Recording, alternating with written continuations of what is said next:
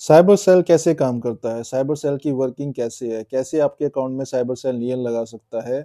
आपके अकाउंट में जो पैसे हैं उसको होल्ड कर सकता है? चलिए आज मैं आपको बताता हूँ कि साइबर सेल की वर्किंग क्या है? किस तरह से कंप्लेंट आती है और किस तरह से आगे प्रोसीजर फ़ॉलो होता है। मिनिस्ट्री ऑफ होम अफेयर्स ने 2018 में एक इनिशिएटिव स्टार्ट किया था जिसके तहत एक सेंटर बनाया गया था जिसका नाम है I4C। आई मतलब इंडियन एंड 4 सीज़ का जो मतलब है वो है साइबर क्राइम कोऑर्डिनेशन सेंटर जिसे I4C कहा गया है। इसके तहत 2 चीज़ें ज़रूर की गई थी उस समय।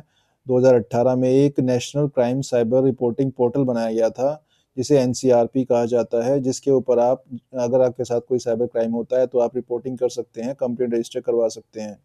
और एक हेल्पलाइन नंबर 1930 बनाया गया था, जिसके ऊपर आप कॉल कर भी अपना कंप्लेंट रजिस्टर करवा सकते हैं। फिर 2021 में एक सीएफआरएमएस सिस्टम बनाया गया है, I4C के तहत ही बनाया गया है, जिसकी जो फुल फॉर्म है वो है citizen financial cyber fraud reporting and management system. ये एक इंटीग्रेटेड सिस्टम है। इस सिस्टम के ऊपर सारे बैंक्स, सारे फाइनेंशियल इंस्टीट्यूशन और सारी बैंक जो लॉ एनफोर्समेंट एजेंसीज़ हैं या और जो एनपीसीआई है, जो इंडिया के अंदर पेमेंट को रेगुलेट करते हैं, पेमेंट सिस्टम को रेगुलेट करते हैं एनपीसीआई, ये सारे के सारे इंटरकनेक्टेड हैं। एक ऐसा सिस्टम बनाया गया है कि जहाँ पर इमीडिएटली एक्शन लिया जा सके, रियल टाइम के अंदर एक्शन लिया जा सके अगर कोई कंप्लेंट आती है। तो जनरली मान लीजिए किसी पर्सन के साथ अगर फ्रॉड होता है तो वो क्या करता है, वो या तो 1930 पे कॉल करेगा या फिर एक cybercrime.gov.in जो पोर्टल है, national cyber crime reporting portal, वहाँ पर कंप्लेंट रजिस्टर करेगा। तो जब भी कोई कंप्लेंट रजिस्टर करता है तो क्या होता है कि एक टिकट जनरेट होती है जिसे एक्नॉलेजमेंट नंबर होता है। वो एक्नॉलेजमेंट नंबर आप अपना जो साइबर क्राइम रिपोर्टिंग पोर्टल के ऊपर जाकर उसका स्टेटस भी वो जो पर्सन है जो कंप्लेंट कर सकता है वो स्टेटस उसका चेक कर सकता है। ओटीपी मोबाइल नंबर पे आएगा और उसका स्टेटस चेक हो जाएगा। तो जब भी एक टिकट जनरेट होती है, कंप्लेंट रजिस्टर होती है, तो फिर ये जो इंटीग्रेटेड सिस्टम है, जिसे सीएफआरएमएस कहा गया है, इसके ऊपर सारी की सारी एजेंसीज़ एक्टिवेट हो जाती हैं। साइबर सेल के पास इन्फॉर्मेशन जाती है कि क्या कंप्लेंट आई है, उसमें कौन-सा बैंक इन्वॉल्व है और कौन-सी स्टेट की कंप्लेंट है और किस तरह की कंप्लेंट है।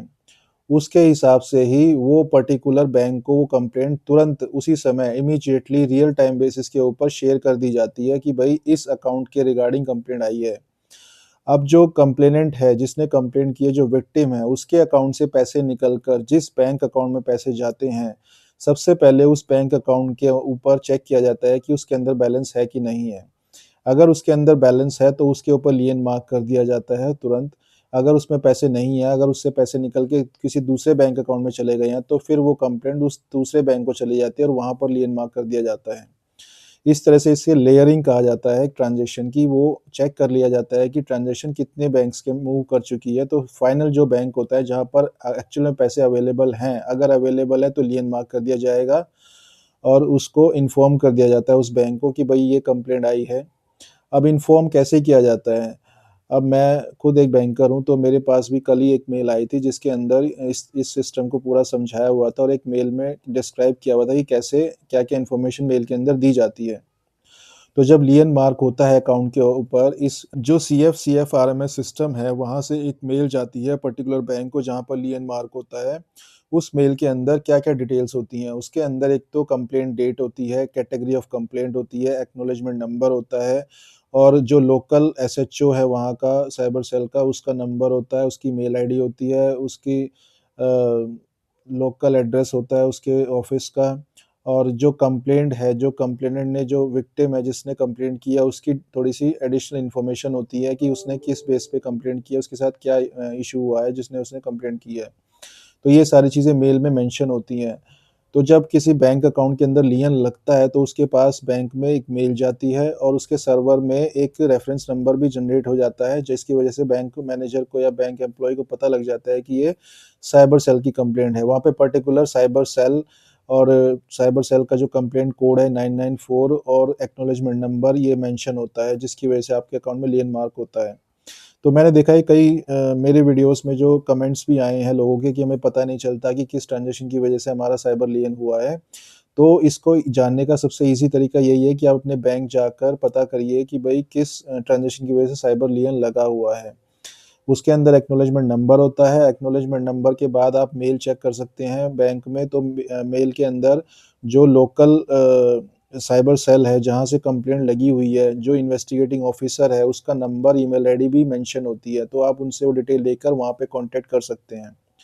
मैंने अपनी लास्ट वीडियोज़ में भी ये बताया हुआ है कि साइबर सेल से अगर आपने लियन हटवाना है तो उसके लिए क्या करना होगा, आपको बैंक से ये एक्नॉलेजमेंट नंबर लेकर और एसएचओ या लोकल साइबर सेल की जो इन्फॉर्मेशन ईमेल आईडी और मोबाइल नंबर लेकर वहाँ पे कॉन्टैक्ट करना होता है, उन्हीं को अपने ट्रांज़ैक्शन के प्रूफ सबमिट करने होते हैं। साइबर सेल में आपने ये प्रूव करना होता है कि आपने जो ट्रांज़ैक्शन की है वो जेन्युइन है, आपने जेन्युइन तरीके से अपने अकाउंट में पैसे लिए हैं, जिससे फिर आपका अकाउंट अनफ्रीज़ हो जाता है या फिर वो लियन हटा दिया जाता है। अगर आपको आगे भी मेरी वीडियोज़ इस तरह से देखनी है, अगर आपको मेरी वीडियोज़ अच्छी लगती हैं, तो प्लीज़ मेरे चैनल को सब्सक्राइब करके रखिए और आगे भी इस तरह की सारी वीडियोज़ मैं आपको देता रहूँगा। और अगर आपको मुझसे कुछ पूछना है, तो मेरे चैनल पे कमेंट कर सकते हैं, वीडियोज़ पे कमेंट कर सकते हैं, मुझसे पूछ सकते हैं, मैं आपके हर कमेंट का जवाब देता हूँ और आगे भी इस तरह से देता रहूँगा। बैंक के रिलेटेड आपने कुछ भी पूछना है, वो आप भी पूछ पूछ सकते हैं और मैं आपकी सारी क्वेरीज़ का जवाब